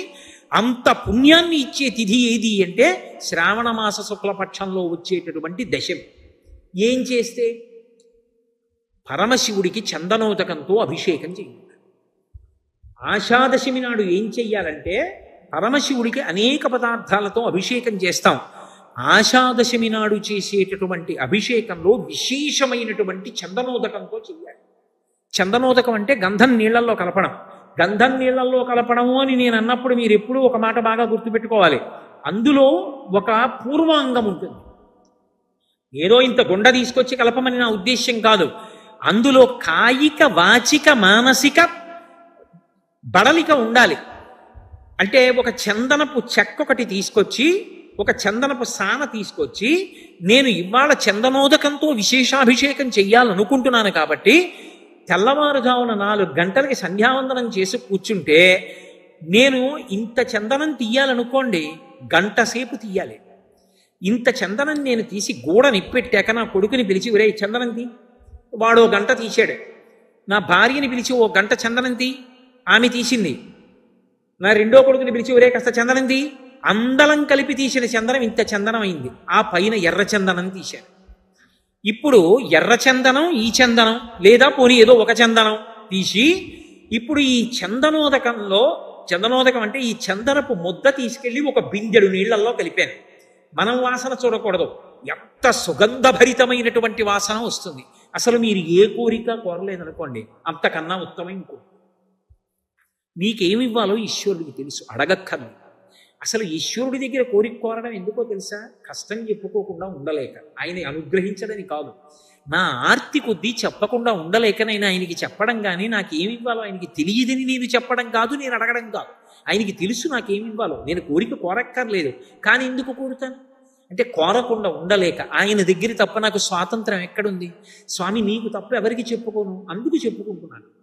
ఇప్పుడు ఆ చందనోదకంతో శివలింగానికి అభిషేకం చేస్తే దాని చేత పరమశివుడు విశేషంగా అనుగ్రహిస్తాడు.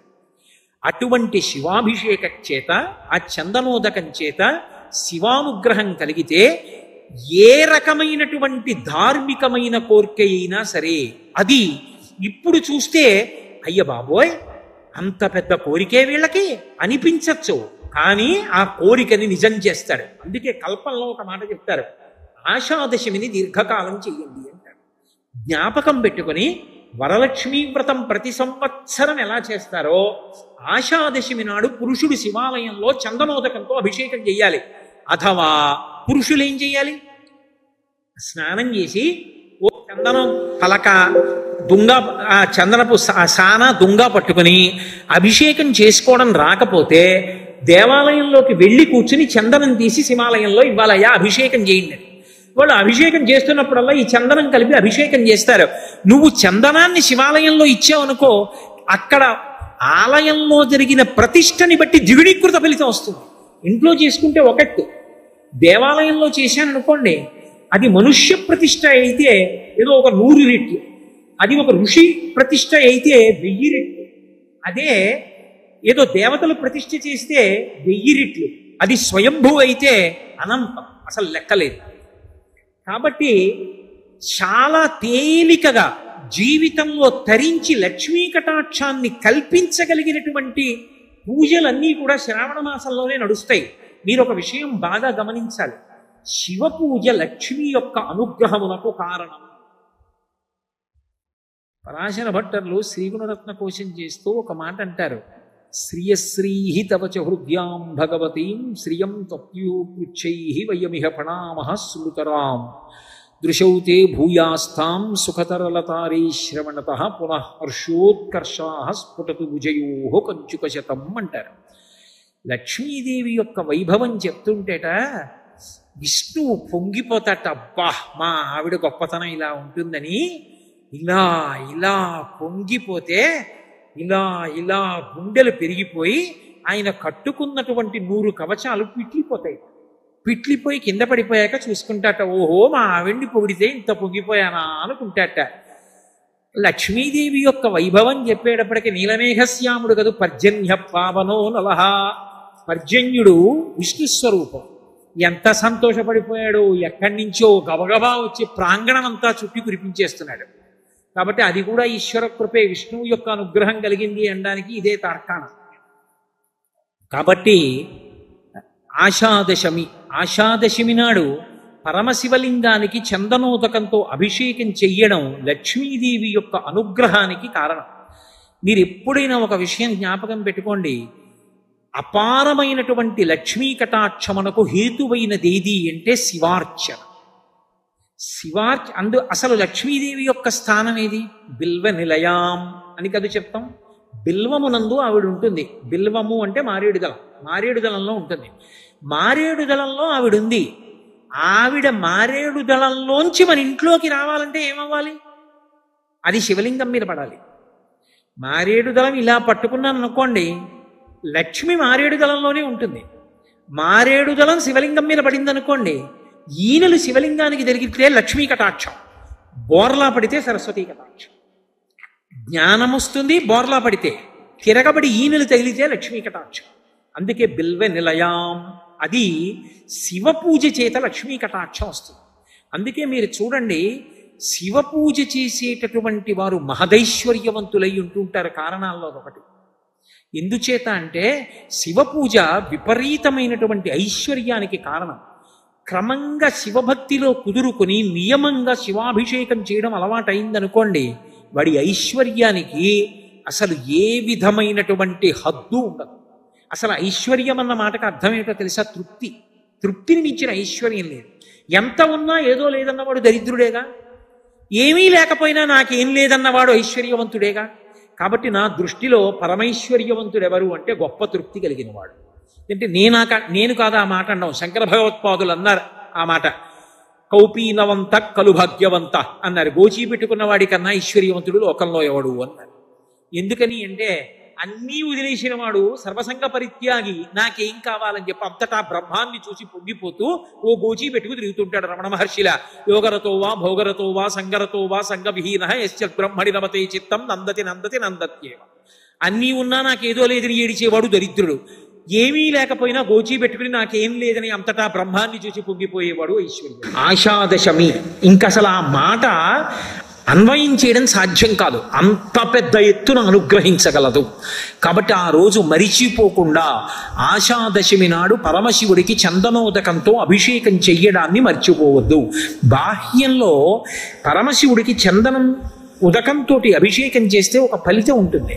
ఏమిటి ఆ ఫలితం అంటే, కొడుకులు వృద్ధిలోకి వస్తారు, వంశం నిలబడుతుంది. వంశం అంతరించిపోవడం అన్నది ఉండదు. చందనోదకంతో నియమంగా అభిషేకం చేసేటటువంటి వాళ్ళ వంశం ఆచంద్రతారార్కం వర్ధిల్లుతుంది. 2, కొడుకులు వృద్ధిలోకి వస్తారు సంతోషంగా. ఆషాదశమి నాడు చేసేటటువంటి అభిషేకం, అందున ప్రత్యేకించి చందనోదకంతో చేసే అభిషేకం, పరమశివలింగాన్ని చందనంతో అలంకారం చేయడం చాలా విశేషమైనటువంటి ఈశ్వర కృపకి పాత్రులు కావడానికి కారణములవుతాయి. కాబట్టి శ్రావణమాస శుక్లపక్షంలో వచ్చేటటువంటి ఆషాదశమి తిథిని అందరూ కూడా సక్రమంగా వినియోగం చేసుకుని ఆయన యొక్క అనుగ్రహాన్ని పరిపూర్ణంగా పొంది అన్ని విధాల జీవితంలో వృద్ధిలోకి రావడానికి దాన్ని హేతువుగా మలుచుకోగలిగినటువంటి ప్రజ్ఞని అంకురింప చేసుకోగలగాలి. ఇక శ్రావణ పౌర్ణమి, శ్రావణ పౌర్ణమికి జంఝాల పౌర్ణమి అని, రాఖీ పండగ అని, రక్షాబంధనమని, ఉపాకర్మ ప్రారంభమయ్యే రోజని అనేకమైనటువంటి విశేషాలు. శ్రావణ పౌర్ణమి వచ్చింది అంటే శ్రావణ పౌర్ణమికి జంఝాల పౌర్ణమి అని పేరు. జంధ్యము అన్న మాటకు అర్థం యజ్ఞోపవీతం. లోకంలో ఎప్పుడైనా ఏదైనా ఒక మంగళప్రదమైనటువంటి వస్తువు ఉందనుకోండి, ఆ వస్తువుకి ఆ శుభప్రదత్వం, ఆ మంగళప్రదత్వం ఎలా వచ్చింది అంటే దానికి ఏదో ఒక కారణం ఉంటుంది. ఆ కారణం చేత అలా మంగళప్రదత్వం వచ్చింది అని చెప్తాం. ఏదో మంగళసూత్రంలో శతమానాలు ఉన్నాయనుకోండి, శతమానాలలో అంత గొప్పతనం ఎలా వచ్చింది అన్నారనుకోండి, అందులో ఎంత బంగారం వెయ్యాలో కూడా శాస్త్రం చెప్పింది. ఎంత బంగారం ఉంటే శతమానములు అమ్మవారి యొక్క ఆవాహనతో అంత గొప్పగా ఉంటాయో శాస్త్రం చెప్పింది. కాబట్టి ప్రతిదానికి మంగళప్రదత్వానికి ఓ కారణం ఉంటుంది. యజ్ఞోపవీతం, యజ్ఞోపవీతం అంటే జంధ్యం. జంధ్యం వేసుకుంటాం, అది వేసుకున్నాడు అంటే యజ్ఞం చెయ్యడానికి అధికారమును పొంది ఉన్నాడు అని గుర్తు. ఇప్పుడు యజ్ఞోపవీతం అసలు ఎక్కడి నుంచి వచ్చింది, ఎవరు తయారు చేశారు అన్నారు అనుకోండి. యజ్ఞోపవీతం పరమం పవిత్రం ప్రజాపతేర్యత్ సహజం పురస్తాత్. ఆ యజ్ఞోపవీతాన్ని ప్రజాపతి మొట్టమొదట ధరించి ఆవిర్భవించినాడు. ప్రజాపతి అన్న మాటని ఒక రకంగా అన్వయం చేస్తే చతుర్ముఖ బ్రహ్మగారు, ఆయన త్రిమూర్తుల్లో ఒకడు, సృష్టికర్త అయినటువంటి వాడికే అసలు ఆయన ఆవిర్భవించినప్పుడే ఆయనకి యజ్ఞోపవీతం ఉన్నది. అంటే యజ్ఞోపవీతము ఎవ్వరూ తయారు చెయ్యలేదు. సృష్టిలో ఒకరు తయారు చెయ్యవలసిన అవసరం లేకుండా ప్రజాపతి తనంత తాను ధరించి ఆవిర్భవించాడు. అంత గొప్పది. అది ఉంటే వాడు యజ్ఞం చెయ్యడానికి అధికారి అని గుర్తు. వాడు యజ్ఞం చేస్తే ఏమొస్తుంది లోకానికి అంటే భాగవతంలో చెప్తారు, నఖము చెయ్య వజ్రి మది సంతసించును, వజ్రి సంతసింప వానకురియు, వానకురిసి గతవు వసుమతిపై పెరగు, గసవు మేసి దేను గణము బ్రతుకు అంటారు. యజ్ఞం చేశారనుకోండి, దేవతలు ప్రీతి పొందుతారు. దేవతలు చాలా సంతోషించారనే గుర్తు ఏమిటంటే బ్రహ్మాండమైనటువంటి వర్షం పడుతుంది. వర్షం పడింది అనుకోండి, దేవతలు తృప్తి చెందారని చెప్పలేము. బ్రహ్మాండమైన వర్షం పడింది అనుకోండి, దేవతలు తృప్తి చెందారని గుర్తు. అందుకే నఖము చేయ వజ్రి మది సంతసించును, వజ్రి సంతసింప వానకురి, వానకురిసి గసము వసుమతిపై పెరగు. అంత పెద్ద వాన పడింది అనుకోండి, ఎక్కడెక్కడ చూసినా సరే పచ్చిగడ్డి దగ్గర నుంచి చెట్లు చామలు అన్నీ పెరుగుతాయి. అవన్నీ పెరిగితే 4 పాదములు కలిగినటువంటి ఆవులు, దూడలు, ఎద్దుల దగ్గర నుంచి మనుష్యులు అందరూ కూడా లోకము సస్యశ్యామలమై సంతోషంగా ఉంటారు. ఇంతటికీ కారణం ఏంటంటే యజ్ఞము. యజ్ఞము చేయడానికి అధికారము దేని వల్ల వస్తుంది అంటే యజ్ఞోపవీతము వల్ల వస్తుంది. అటువంటి యజ్ఞోపవీతము మలినము కాకూడదు, అటువంటి యజ్ఞోపవీతము పెరిగిపోకూడదు. అంటే దానిలో ఉండేటటువంటి పోగులు తిగి ఉండకూడదు. ఆ యజ్ఞోపవీతం మలినం పట్టి ఉండకూడదు. యజ్ఞోపవీతాన్ని తనంత తాను శ్రద్ధ పట్టి మార్చకపోయినా శ్రావణ పౌర్ణమి నాడు మాత్రం తప్పకుండా యజ్ఞోపవీతం మారుస్తారు. యజ్ఞోపవీతం మార్చాడు అంటే అర్థం ఏంటో తెలుసా? రోజు చేసేటటువంటి గాయత్రి కన్నా కూడా ఎక్కువ గాయత్రి జపం చేస్తారు ఆ రోజున. ఎందుచేత శ్రావణ పౌర్ణమి నాడు యజ్ఞోపవీతాలు మార్చడం అని పెట్టారో తెలుసా? శ్రావణ మాసంలో వర్షం కురిసి తీరాలి. శ్రావణ భాద్రపద మాసాల్లో వర్షం కానీ కురవకపోతే ఇక ఆ సంవత్సరం అంతా తినడానికి తిండి గింజలు ఉండవు. శ్రావణ భాద్రపద మాసాలలో వర్షాలు కురవాలి అంటే 2 కారణములను శాస్త్రం సృష్టించింది. ఒకటి, శ్రావణ మాసం భాద్రపద మాసం ఏం చేస్తారంటే ప్రతి ఊళ్ళోనూ కూడా వేద సభలు ఏర్పాటు చేస్తారు. వేద పండితులందరూ బయలుదేరి వస్తారు. వచ్చి వేద సభలో పాల్గొని వాళ్ళు వేదం చదువుతారు. వేద గానం ఎక్కడ వినపడుతుందో అక్కడ దేవతలందరూ సంతోషిస్తారు. వేదం అర్థం అక్కర్లేదు, వింటే చాలు. ఆ స్వరంతో వేద మంత్రాలు వినపడితే దేవతలు సంతోషించి వర్షాలు కురిపిస్తారు. ఎలాగో వచ్చారు కాబట్టి వాళ్ళు ఏం చేస్తారు, అలా వెళ్ళిపోతూ అందరిళ్ళకి వస్తారు. వస్తే వాళ్ళు వచ్చారని తలుపేసుకోకూడదు. వాళ్ళు వచ్చి కూర్చుని ఉత్తిరి విడిపోరు. ఒక్క పన్నం చదువుతామమ్మా అంటారు. సరే చదవండి అంటే ఓ పన్నమో ఓ పనసో చదువుతారు. చదివి ఆశీర్వచనం చేసి పెడతారు. బ్రాహ్మణులు ఊరూరా తిరిగి వేదాన్ని చదువుతారు. వేద సభలు జరుగుతాయి. దానివల్ల వర్షం. శ్రావణ పౌర్ణమి నాడు ఉపాకర్మ వేదాధ్యయనం ప్రారంభం చేస్తారు. శ్రావణ పౌర్ణమి నాడే యజ్ఞోపవీతాన్ని మార్చి నూతన యజ్ఞోపవీత ధారణ చేసేటప్పుడు గాయత్రి మంత్రాన్ని 3 రెట్లు చేస్తారు. కనీసం రోజు 11 మాటలు చేసేవాడు కూడా 33 మాటలు చెయ్యాలి ఆ రోజున. ఎందుకంటే యజ్ఞోపవీతం తీసి కొత్త ముందు యజ్ఞోపవీతం కొత్తది వేసుకుంటారు. వేసుకున్నప్పుడు చెయ్యాలి. తీసేసి మళ్ళీ పాత యజ్ఞోపవీతాన్ని విడిచిపెట్టేసిన తర్వాత చెయ్యాలి. మళ్ళీ సంధ్యావందనంలో చెయ్యాలి. కాబట్టి రోజు 11 మాటలు చేసేవాడు కూడా 33 మాటలు చేస్తాడు.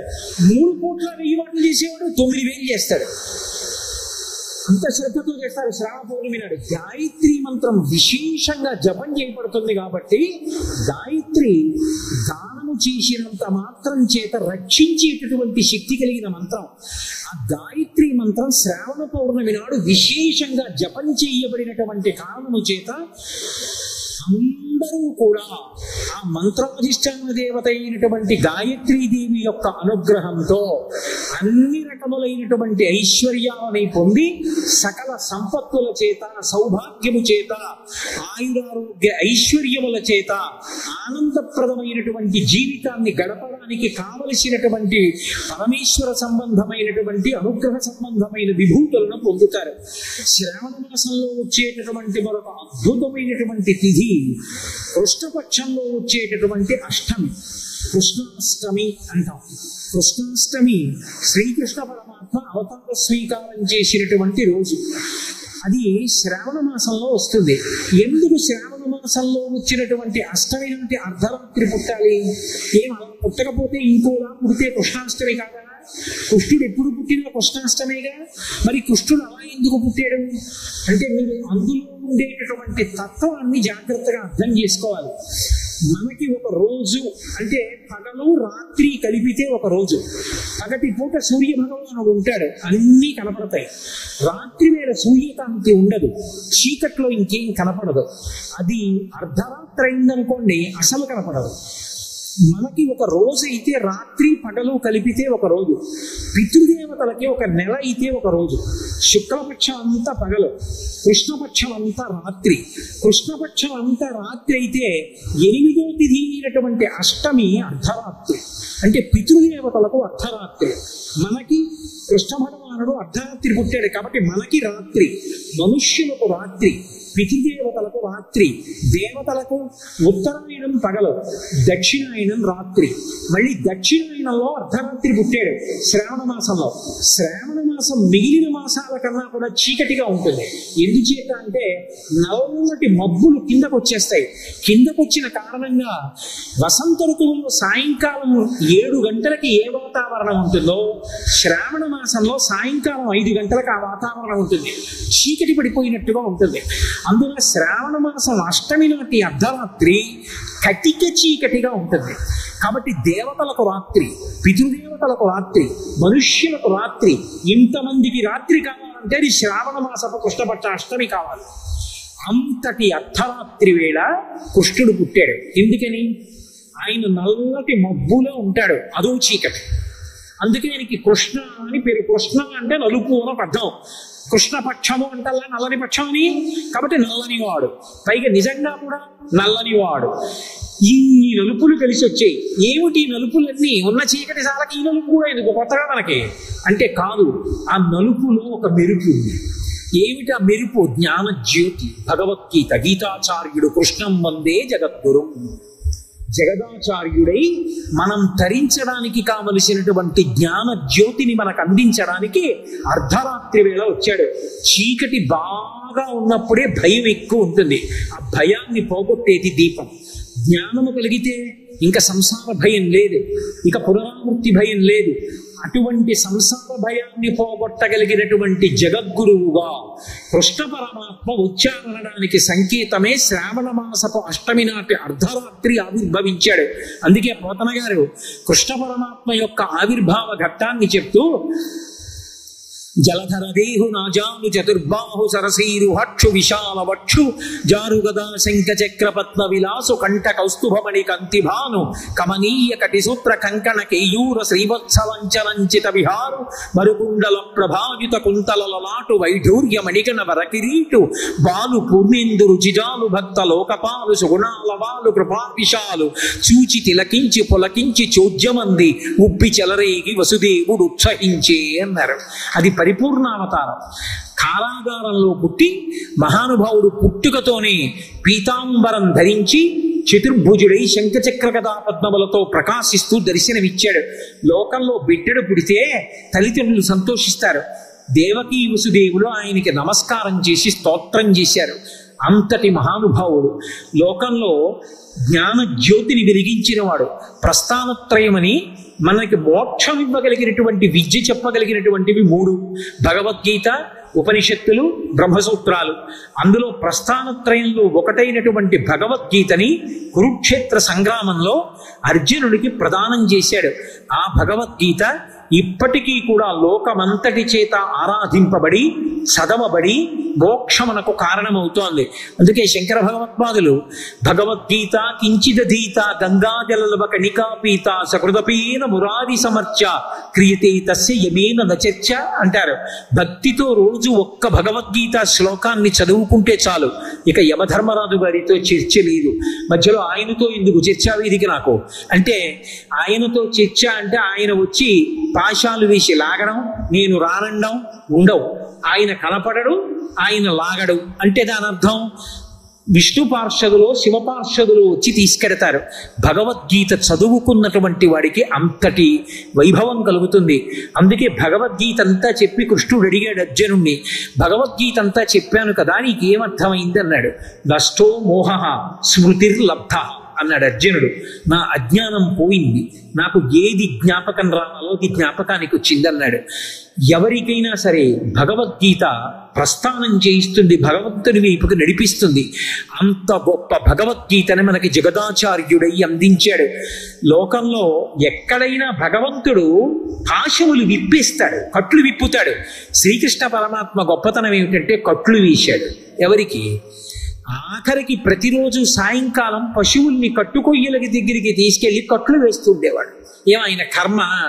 లీలాశుకుడు పరవశించిపోయాడు. శ్రీకృష్ణ కర్ణామృతంలో అన్నాడు, గోధూళి ధూసరిత కోమల గోపవేషం గోపాల బాలక శతైరనుగమ్యమానం సాయం తని ప్రతిగృహం పశుబంధనార్థం గచ్చంతమచ్యుత శిశుం ప్రణతోస్మి నిత్యం అన్నాడు. రోజు నమస్కరిస్తా. ఎవరికో తెలుసా? గోధూళి ధూసరిత కోమల గోపవేషం. ఆవుల మంద వెనక నడుస్తున్నప్పుడు ఆవుల యొక్క డెక్కల నుంచి పైకి రేగినటువంటి ధూళి చేత అలంకృతుడైనటువంటి చిన్ని కృష్ణుడు అలా వెళ్ళిపోతూ ఉంటే ఆ ఇళ్లలో ఉన్నటువంటి గోపకాంతలు వెళ్ళిపోతున్నాడు మళ్ళీ కనపడడం చెప్పి, కృష్ణ కృష్ణ మా ఇంట్లో ఈ ఎద్దుని ఆవుని కట్టలేకపోతున్నాను, చాలా బలంగా ఉన్నాయి, లాగేస్తున్నాయి, నువ్వు కొంచెం కట్టవా అంటే చిన్ని కృష్ణుడు దాని పలుపు పట్టుకొని, ఎందుకు వినవు వాళ్ళ మాట, రా అని ఆ చిన్ని కృష్ణుడు దాన్ని బలవంతంగా లాగుతుంటే డొక్కలు అక్కలించుకుపోయి ఉరప్పంజరం కనపడుతుంటే చెమట బిందువులతో తడిసినటువంటి కృష్ణుడు ఆవుల్ని లాక్కొచ్చి గుంజలకి కడుతున్నాడు. నీలాశికుడు అన్నాడు, అందరి పాశములు విప్పే కృష్ణ, నువ్వు ఆవులకు పాశములు కడుతున్నావు, గోపాల బాలక స్థితికి దిగజారిపోయావు.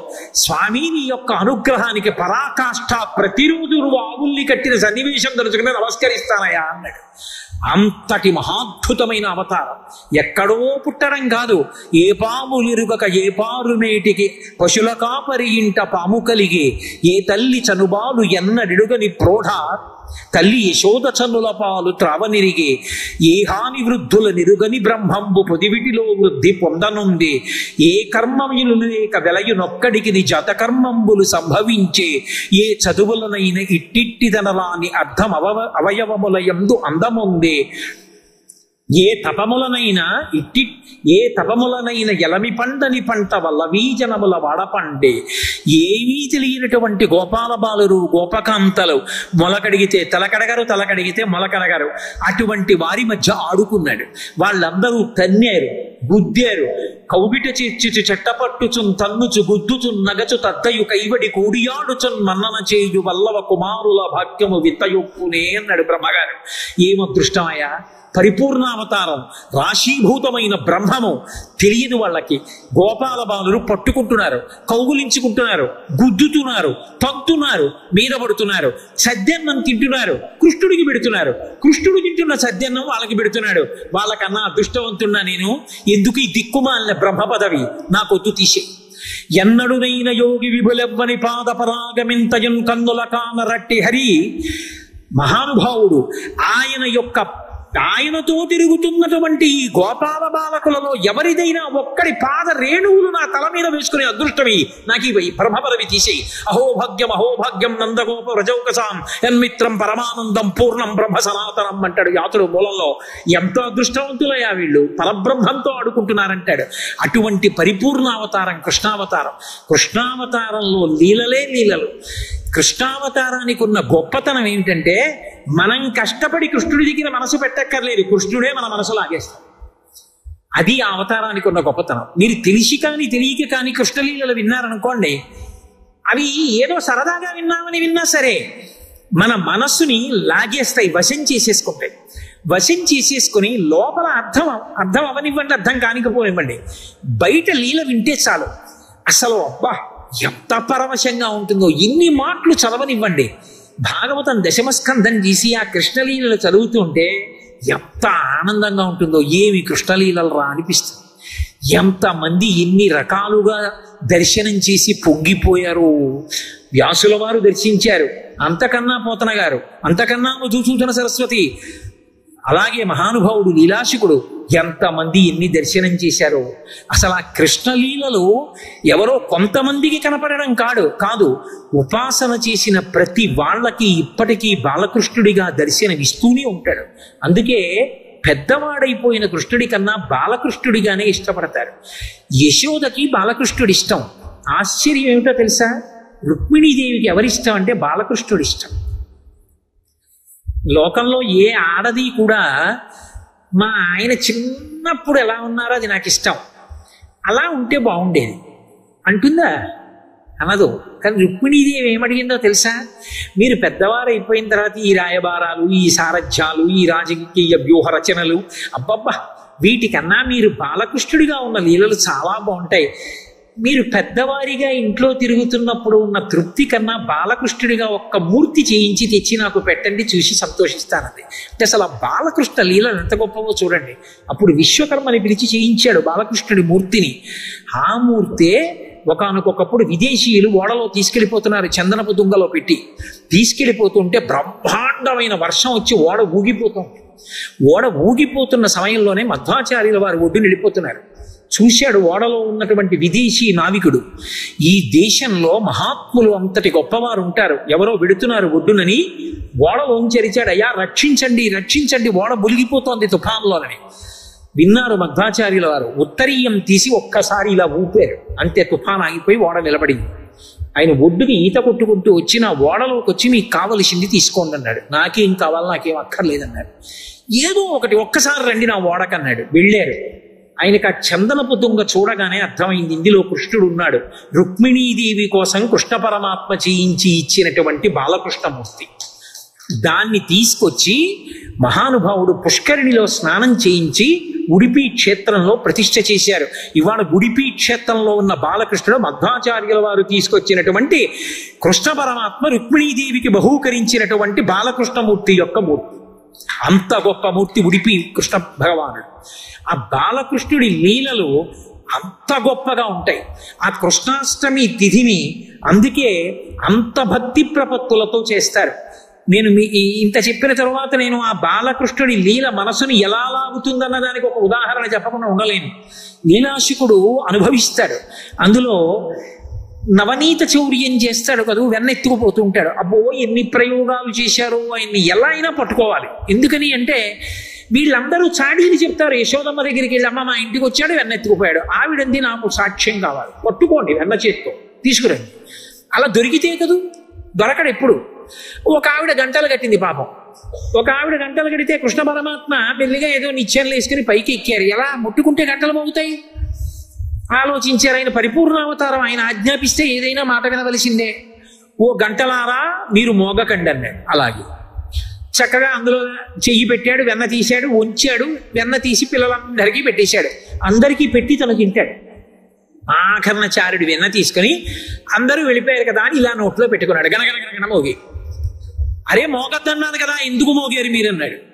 అయ్యా నువ్వు వాళ్ళకి పెడితే మోగలేదు, నువ్వు తింటే నైవేద్యం, నైవేద్యం జరిగినప్పుడు గంట మోగడం అలవాటు, మేము మోగేశామన్నాడు. కాబట్టి ఆ కృష్ణ పరమాత్మ యొక్క లీలలు అంత అద్భుతం.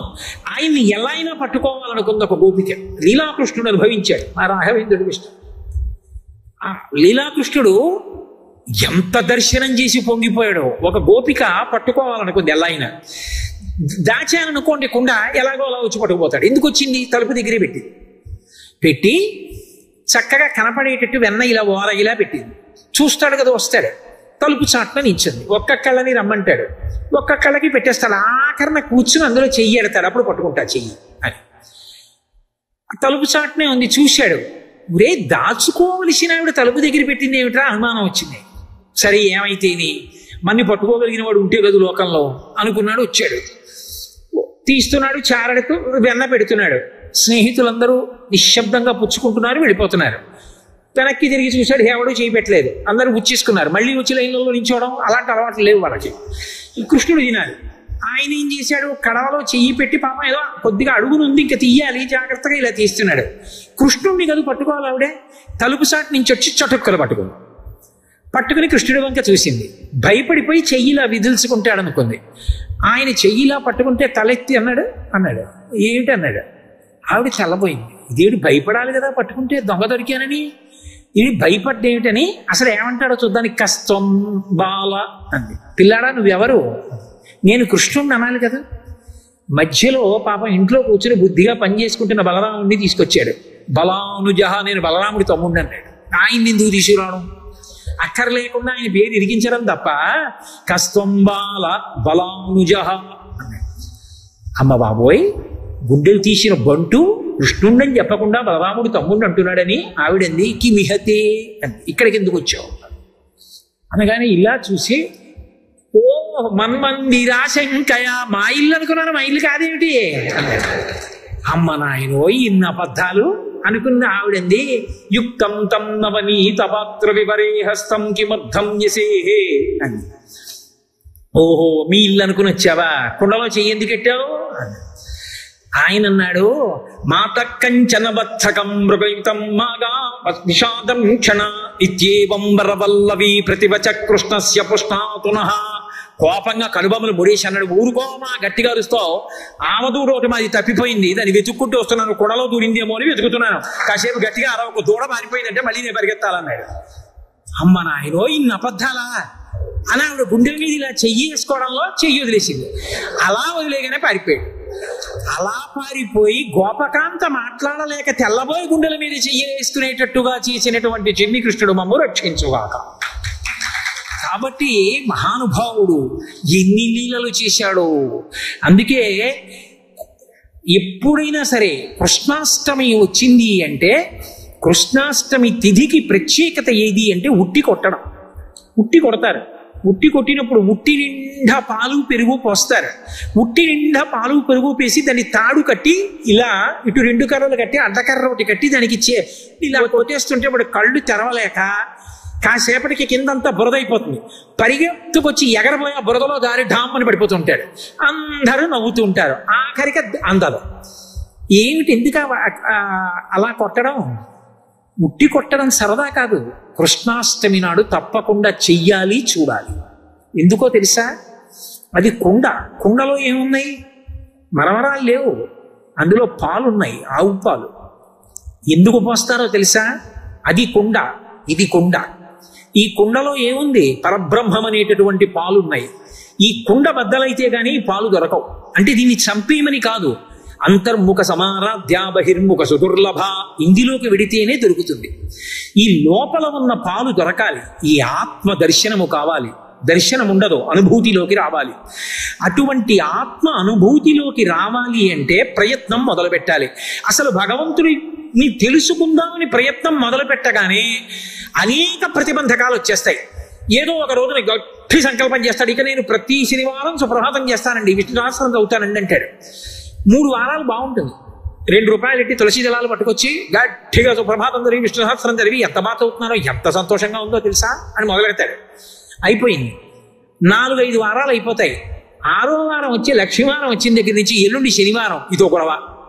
సుప్రభాతం చదవాలి, విష్ణు సహస్రం చదవాలంటాడు. ఎవడు చదవమందండి నువ్వు? అంత బరువు అయిపోయింది. అంత బరువు ఎందుకు నీకు? మానే అంటే మానేస్తే దేవుడు కొడతాడేమో, అందుకే కూర్చున్నాడు ఆయన అనుమానం, భయం.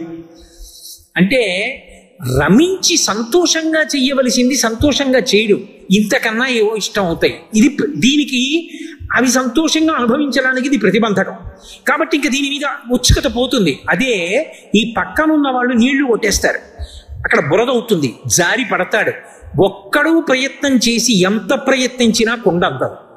అందుకే భగవంతుణ్ణి తెలుసుకోవడానికి ప్రయత్నం ఎక్కడ ప్రారంభం అవ్వాలంటే ఒక్కడూ మొదలెడితే నడవదు, సత్సంగంగా మొదలెట్టాలి. సత్సంగంగా మొదలెడితే ఏదో ఇవాళ సాయంకాలం ఫలానా చోట సత్సంగం, అందరూ రండి, సత్సంగం అయిపోయిన తర్వాత పలహారాలు చేసి వెళ్ళిపోదురు. కానీ పలహారాలు కూడా పెడుతున్నాం అన్నారు అనుకోండి, ఓ పూట మంట తప్పింది, పోదామండి సత్సంగానికి అనైనా కనీసం వెళ్ళొచ్చు. ఎలా వెళ్ళినా సంతోషమే. కామోత్కంఠత గోపికల్ భయమునన్ కంసుండు వైరక్రియా సామాగ్రించి చుపాల ముఖ్య నృపతులు సంబంధులై వృష్టులున్ ప్రేమన్ మీరలు భక్తి మేము ఇది చక్రింగంటి మెట్లైన ఉద్ధామధ్యాన గరిష్ఠులైన హరిచందన్ వచ్చు ధాత్రీశ్వర.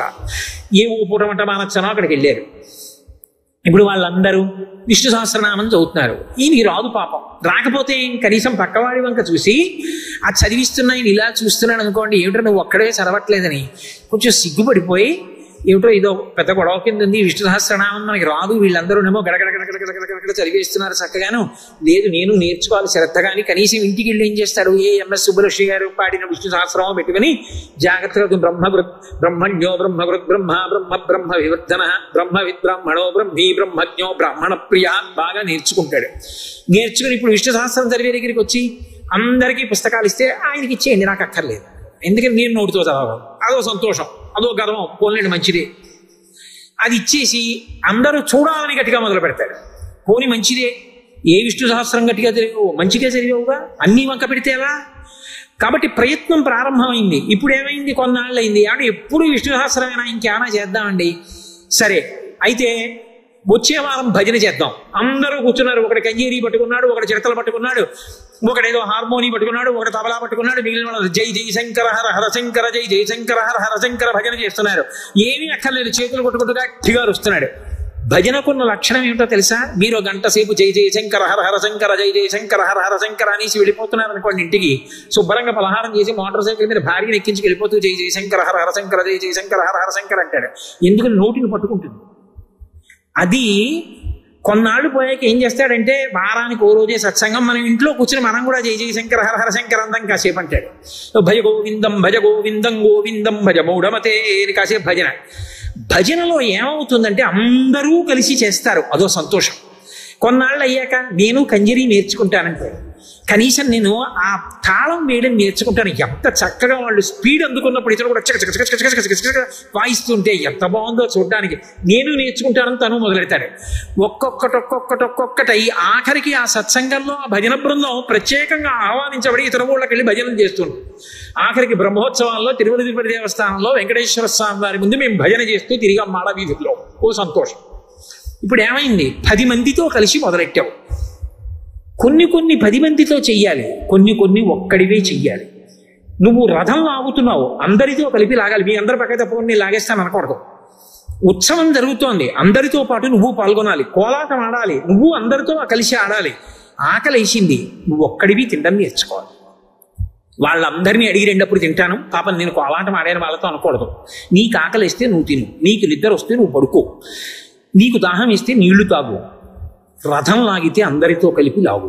కొన్ని అందరితో కలిసి చేసి ఆ తరువాత మనసు నిలబడడం వచ్చిన తరువాత ఒక్కడివి చేయడం మొదలుపెట్టి అప్పుడు ధ్యానం చెయ్యి, జపం చెయ్యి.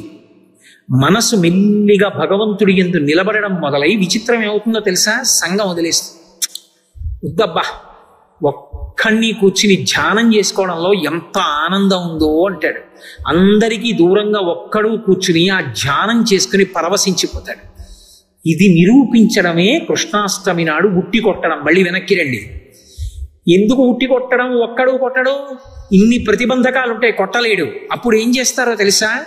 పిల్లలందరూ కలిసి చెయ్యి చెయ్యి చెయ్యి చెయ్యి కలిసి పట్టుకుంటారు. పట్టుకుంటే వాళ్ళు ఏం చేస్తారంటే ఈ చెయ్యి మధ్యలో వెనక నుంచి ఎక్కకూడదు, ఎదురువైపు నుంచి ఏం చేస్తారంటే వీడి 2 చేతుల్లో కాళ్ళేసి ఒకడెక్కుతాడు.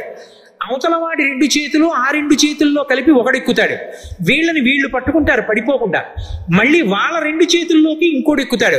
అలా పైకి ఒక్కడెక్కి నిలబడతాడు. ఇప్పుడు వీళ్ళందరూ కలిపి జాగ్రత్తగా నడిచొస్తారు. ఉట్టి ఎంత ఎత్తు లాగుతాం వీళ్ళకి అందకుండా, పైన కర్ర ఉంది అక్కడ వరకే లాగలం. ఇప్పుడు వాడు ఆ పైవాడు ఏం చేస్తాడంటే అక్కడికి వచ్చి నిలబడి కొట్టడం, అందరినీ చూసి నవ్వుతాడు. ఏరా లాగు ఉట్టి అంటాడు. ఎక్కడికి లాగుతావు ఇప్పుడు? కొట్టు నీళ్లు నా మీద అంటాడు. ఎన్ని కొడతావు? వాడికి కింద పడ్డావు. కానీ కింద వాళ్ళు వదిలేస్తే మాత్రం వాడు పడిపోతాడు. చెయ్యి పట్టుకు ప్రయాణం చెయ్యి, ఒక్కడివి ఉట్టి దగ్గరే నిలబడు. ధైర్యంగా ఉట్టి కొడతాడు. కొట్టాక ఏమవుతుంది? ఆ పాలన్నీ వచ్చి వాడి మీద పడతాయి, కింద వాళ్ళ మీద పడతాయి. అంటే ఈ కుండ బద్దలై అన్న మాటకు అర్థం ఏమిటంటే దీని అసత్యత్వము తెలిసి ఇది ఋతుమంతమై సాధనకి కేంద్రమై లోపల ఉన్న బ్రహ్మము అనుభవంలోకి రావడానికి 10 మందితో కలిసి మొదలుపెట్టి ఒక్కడివిగా చేరుకోవడం నేర్చుకో అని చెప్పడం, ఉట్టి కొట్టడం. ఇది జగద్గురు అయినటువంటి కృష్ణుడి అనుగ్రహంగా మనకు అలవాటు అవుతుంది. 2 కృష్ణాష్టమి నాడు కృష్ణ భగవానుడికి అంత పూజ చేసి అన్ని నైవేద్యాలు ఎందుకు పెడతారో తెలుసా?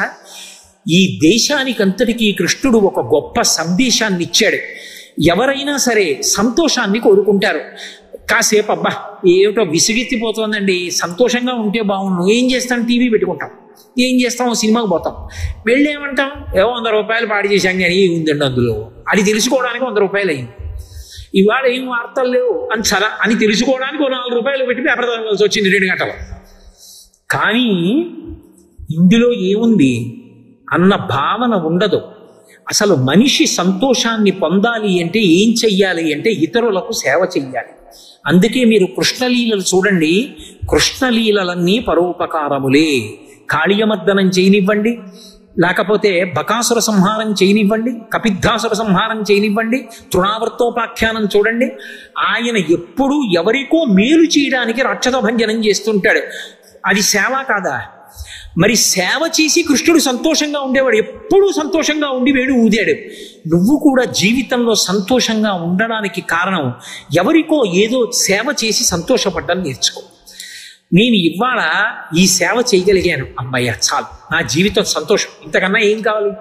2.5 గంటలు సినిమా చూసి సంతోషించడం కన్నా 2.5 గంటలు నీ కంఠం అలిసిపోయేటట్టుగా భగవంతుడి గురించి చెప్పి సంతోషపడి వెళ్ళిపోవడం నేర్చుకో. నీ జీవితం ధన్యమైపోయింది. 1 గంట సేపు ఏదో విని సంతోషపడిపోవడం కన్నా 1 గంట సేపు విష్ణు సహస్రనామ స్తోత్రాన్ని చదువుకుని సంతోషపడిపోవడం నేర్చుకో. నీ జన్మ ధన్యమైపోయింది. ఓ దేవాలయానికి వెళ్ళి తొడవడం నేర్చుకో, సంతోషపడిపో, దానివల్ల ధన్యమైపోయింది. వారానికి ఒకసారి దేవాలయానికి వెళ్ళి పరమేశ్వరుడికి కట్టి విప్పిన బట్టలు నేనే ఉతికి ఆరేసి ఇస్తాను అని నియమం పెట్టుకుని ఉతికి ఆరేయడం నేర్చుకో. నీ జన్మ ధన్యమైపోయింది. నేను వారానికి 1 రోజు ఎక్కడో అక్కడ దీనులు ఎవరున్నారో వాళ్ళకి మా ఇంట్లో పాయసం కాచి పట్టుకెళ్ళి అందరికీ తలో కాస్త పాయసం ఇస్తాను. పోని నెలకొక్క రోజు కాదు, 3 నెలలకొక్క రోజు వాళ్ళందరికీ పాయసం పెడతాను పట్టుకెళ్ళి. అలా పెట్టి వాళ్ళ కళ్ళల్లో మెరుపు చూసి మురిసిపోతాను. నువ్వు ధన్యుడవైపోయావు. అది సేవ. సేవ వలన సంతోషాన్ని పొందండి. ఈ సందేశం ఇచ్చిన వాడు ఎవరంటే కృష్ణ పరమాత్మ. కృష్ణాష్టమిలో కృష్ణుడికి ఉన్న గొప్పతనం ఏమిటో తెలుసా? రాముణ్ణి ఎవరు ఇష్టపడతారంటే ధర్మాత్ములు ఇష్టపడతారు. జేబు దొంగలు, హంతకులు కృష్ణుడిని రాముడిని ఇష్టపడరు. ఎందుకంటే రాముడు ధర్మాత్ముడు. ఆయన వాళ్ళకి ఇష్టం ఉండడు. కానీ కృష్ణుడు చూడండి, సంగీతం వాయించే వాళ్ళందరికీ కూడా, సంగీత పరికరములను వాయించే వాళ్ళందరికీ కృష్ణుడు ఇష్టం. ఎందుకంటే బాగా వేణువు వాయిస్తాడు. విలాస విద్యలు ఉన్న వాళ్ళకి కృష్ణుడు ఇష్టం. ఎందుకో తెలుసా? ఆయన హాయిగా అంతఃపురంలో కూర్చోవచ్చు, కానీ సారథ్యం బాగా నేర్చుకుని మంచి సారథయ్యాడు ఆ రోజుల్లో. అందుకని హాబీస్ అంటారు. హాబీలు నేర్చుకునే వాళ్ళకి కృష్ణుడు ఆదర్శం. దొంగతనం చేసే వాళ్ళకి కూడా కృష్ణుడే ఆదర్శం. మాకు ఆదిదేవుడు ఆయన ఏం చెప్పుకుంటుంటారు వాళ్ళు, ఎందుకంటే నవనీత చౌర్యం చేశాడు. నేను ఆ మాట అనకూడదు. రాసలీల సరిగ్గా అర్థం కాకపోతే నా నోటితో ఉచ్చరించడం ఎందుకు? అంతటి తప్పు పనులు చేసే స్థాయికి దిగజారిపోయేవాడు కూడా కృష్ణుడు రాసలీల చేయలేదా అంటూ ఉంటాడు. అలాంటి వాళ్ళకి కృష్ణుడే ఇష్టం. ఆఖరికి చిన్న చిన్న పిల్లలకి కూడా బాలకృష్ణుడు ఇష్టం, వృద్ధులకి బాలకృష్ణుడు ఇష్టం, మంచి పరిపాలకుడికి కృష్ణుడి వ్యూహరచన ఇష్టం, రాయబారులకి కృష్ణుడిలా రాయబారం చెప్పడం ఇష్టం, ధర్మాత్ములకు కృష్ణుడి యొక్క ధర్మరక్షణ ఇష్టం, జ్ఞానులకు కృష్ణుడి యొక్క భగవద్గీత ఇష్టం, జిజ్ఞాసువులకు కృష్ణుడు చెప్పిన విషయాలు పరిశీలించడం ఇష్టం, మహాభక్తులైన వాళ్ళకి కృష్ణ పాదార వింద సంసేవనం ఇష్టం. కృష్ణుడు ఇష్టం కాని వాళ్ళెవరు? అసలు సమాజంలో ఉన్న అన్ని తరగతుల వారికి కృష్ణుడు ఇష్టమే. అందుకే కృష్ణుడి లాంటి వ్యక్తి లోకంలో ఉండడు. అందుకే కృష్ణాష్టమి అంత వైభవోపేతంగా చేసుకోవాలి. అంత వైభవోపేతంగా చేసుకుని ఉట్టి కొట్టాలి. ఉట్టి కొట్టేటప్పుడు మనందరం నిలబడాలి. మనందరం నిలబడితే ఆఖరణ కుండ బద్దలవ్వడం, అందులోంచి పాలు కారడం చూసినంత మాత్రం చేత ఎప్పుడో బద్దలవ్వలసిన కుండ చాలా తొందరలోనే, అంటే బెంగపెట్టుకోకూడదు. 100 ఏళ్ళు బతికి జ్ఞానము కలిగి ఈ శరీరము నేను కాదన్న సత్యము ఎరుకలోకి వచ్చి, శంకరాచార్యుల వారు అంటారు, చిరంజీవన్నేవ క్షపిత పశుపాశం వ్యతికరః అంటారు. చిరంజీవిగా దీర్ఘాయుష్మంతుడై పశుపాశముల నుండి విమోచనుడై ఆ పరమేశ్వరుని యొక్క తత్వాన్ని అనుభవంలోకి తెచ్చుకుని అద్వైతానుభూతి యందు ఓలలాడుతూ శరీరాన్ని సాక్షిగా చూస్తూ విడిచిపెట్టగలుగుతాడు. అంతటి స్థితిని కల్పించగలిగినటువంటి అద్భుతమైన నైమిత్తిక తిథి కృష్ణాష్టమి. చిట్ట చివర వచ్చేటటువంటి తిథి పోలామావాస్య అంటారు. పోలాలమావాస్య కాదు, పోలామావాస్య అంటే వృషభ పూజ అని అర్థం. ఆ రోజున ఎద్దుల్ని పూజ చేస్తారు. ఎద్దు దేనికి ప్రతీక అంటే ధర్మమునకు ప్రతీక. అందుకే పరమశివుడు వృషభ వాహనారూఢుడై వెడుతూ ఉంటాడు. వృషభ వాహనం మీద వెడుతున్నాడు అంటే దానికి గుర్తు ఏమిటంటే ఏదో ముసలి ఎద్దునిక్కాడు అని చెప్పకూడదు.